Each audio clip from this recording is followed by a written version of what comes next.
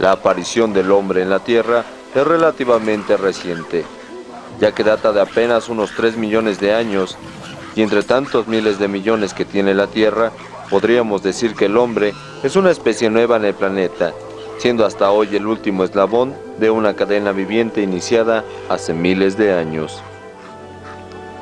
Los grandes dinosaurios hicieron su aparición en el periodo geológico central de la era Mesozoica, el Jurásico, es decir, una etapa media sería hace 200 millones de años.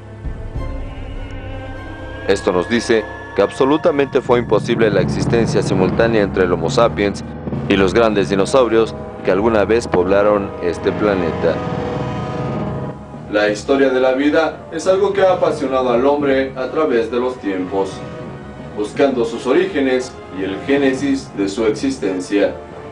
Los restos fósiles nos hablan de una época de grandes dinosaurios donde el hombre no estuvo presente. Pero sería en México donde un descubrimiento pondría en duda esa teoría. Este es el inicio de una serie de tomos donde conoceremos objetos, circunstancias y posibles evidencias de una llamada historia oculta. Mi nombre es Oxlack Castro, sean bienvenidos a Realidad Paranormal, comenzamos.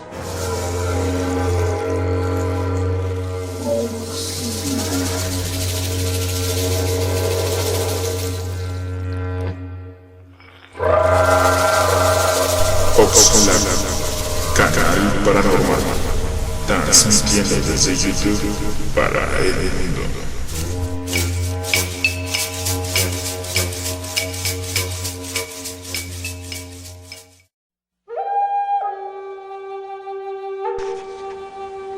Las figuras de Acámbaro.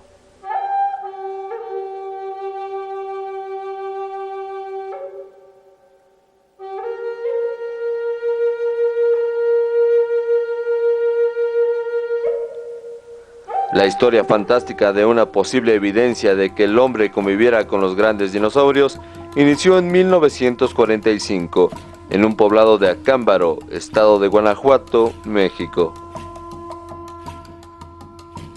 Un comerciante alemán que había llegado a instalarse en ese poblado, de nombre Valdemar Hullrud, paseaba en su caballo junto a uno de sus empleados llamado Odilon Tinajero, a lo largo de una zanja en el llamado Cerro del Toro.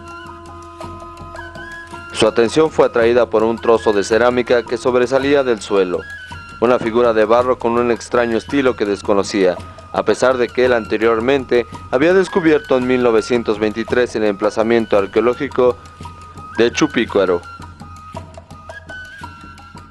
La pieza era tan extraordinaria que Hullrud decidió investigar más y ordenó a su empleado Odilon a que buscara más figuras alrededor. Días más tarde, Odilon le presentó una carretilla llena de estas sorprendentes piezas, a lo que Valdemar se quedaría estupefacto y acordaría pagarle a Odilon un peso por cada pieza que encontrara. Así fue como poco a poco Odilon Tinajero descubriría grandes grupos de entre 20 y 40 figuras en el interior de pozos, a una profundidad de entre 1,20 m y hasta 1,80 m. Las figuras representaban seres monstruosos y asombrosamente el tema zoológico fantástico se repetía una y otra vez, dejándose conocer piezas que impresionantemente eran representaciones de brontosaurios, estegosaurios, plesiosaurios y una gama increíble de saurios, animales completamente distintos a los actuales, dejando abierta la teoría de que tal vez el hombre conoció a esas grandes bestias.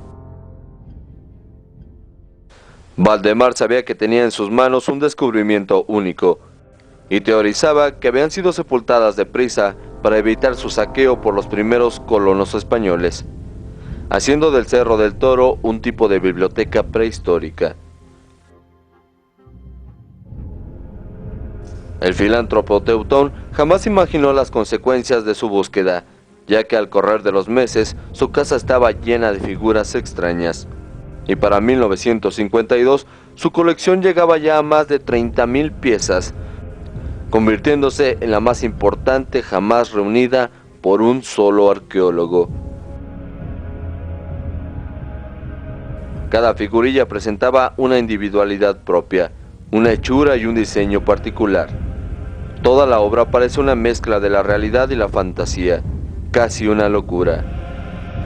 Prácticamente no hay elementos que permitan relacionar a estas figurillas con alguna cultura conocida, lo cual no resulta extraño en un lugar que agrupa a tantas civilizaciones antiguas como es México. Valdemar Hullrud nunca hizo negocio con su descubrimiento. Su objetivo era científico, y su deseo de proteger un patrimonio que estimaba único para la humanidad nunca falló. Luchó para que los científicos se interesaran en sus piezas y acudieran a examinarlas.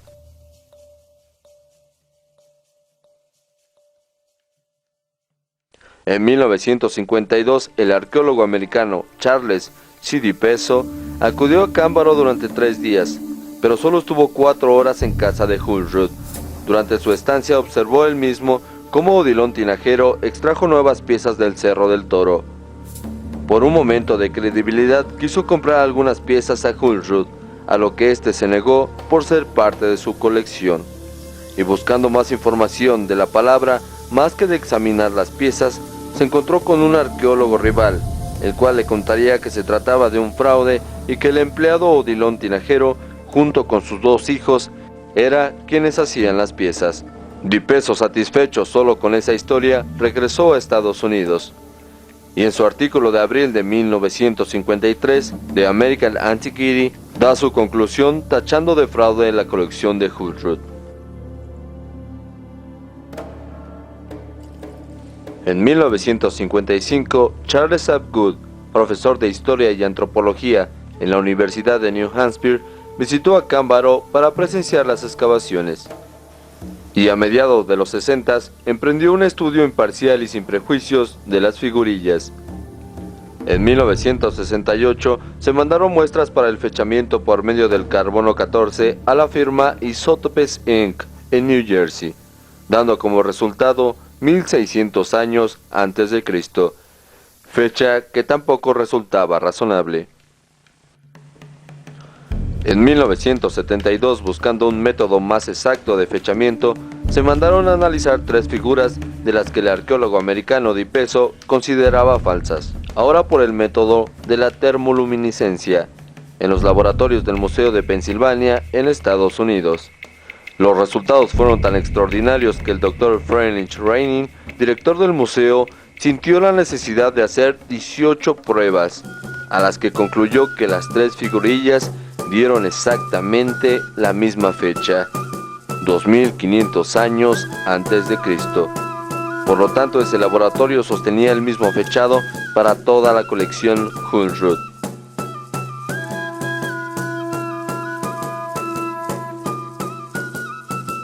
Si bien la datación dista mucho de los 65 millones de años aproximadamente en que se extinguieron los dinosaurios y los 3 millones en que surgió el hombre, es un caso asombroso que nos llena de misterio.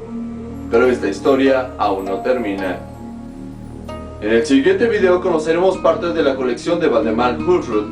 Mi amigo y colaborador Joel Correa hizo el viaje para traernos estas imágenes y la historia de lo que hoy se ha convertido en un museo.